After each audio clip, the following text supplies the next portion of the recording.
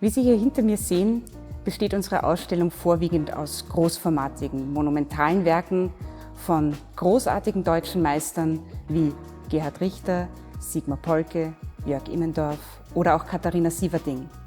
Das Zusammenspiel dieser beiden großen Sammlungen ermöglicht es uns, nicht nur die Werke Jörg Immendorfs zusammenzubringen, sondern einzelne Räume mit großen Positionen zu bestücken und zu konzipieren. Beispielsweise hier hinter mir Sigmar Polke. Er experimentiert mit Lacken, die er über Gewebestoffe rinnen lässt. Einige Jahrzehnte zuvor, in den 1960er Jahren bereits, hat Sigmar Polke mit Gerhard Richter gemeinsam den kapitalistischen Realismus manifestiert. Er kritisiert den sozialistischen Realismus seiner Zeit.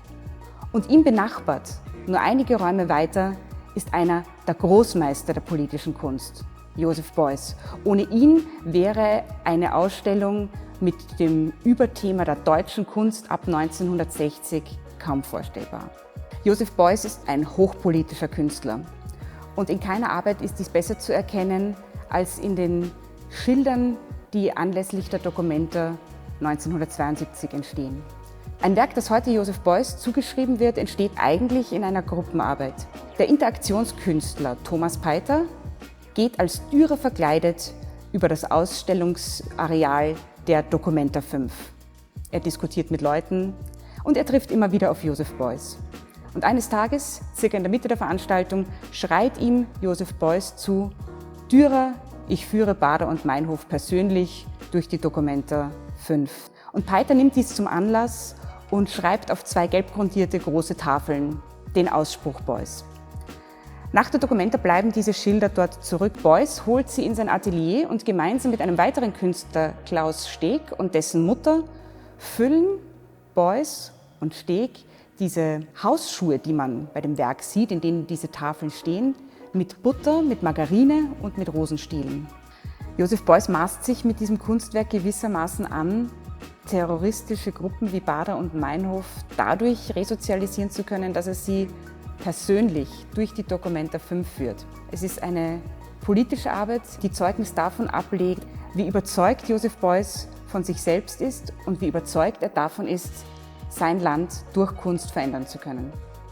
Eine große Besonderheit dieser Ausstellung ist der Umstand, dass wir hier fast ein ausgewogenes Verhältnis zwischen männlichen und weiblichen Positionen aufweisen können. Viele weibliche Positionen, die wir hier ausstellen, sind vielleicht in Österreich noch komplett unbekannt. Katharina Sieverding, Karin Kneffel oder auch Corinne Wasmuth. Ihre Werke könnten unterschiedlicher nicht sein. Katharina Sieverding widmet sich als Beuys-Schülerin dem großen Format. Sie möchte auch politisch wachrütteln und sie erobert gewissermaßen eine rein männliche Bastion, die großformatige Fotografie. Und wenn man sich ihre Werke näher ansieht, wird man wunderbar erkennen, wie ihr golden eingefärbtes Gesicht quasi wie eine Pharaonenmaske aus dem Totenreich zu uns herausblickt. Und man sieht sehr, sehr schön, wie sie sich mit ihrer eigenen Identität und mit der Frage nach Geschlechtlichkeit auseinandersetzt. Dieses Gesicht, dieses Selbstporträt hat genauso viel Weibliches wie auch Männliches in sich.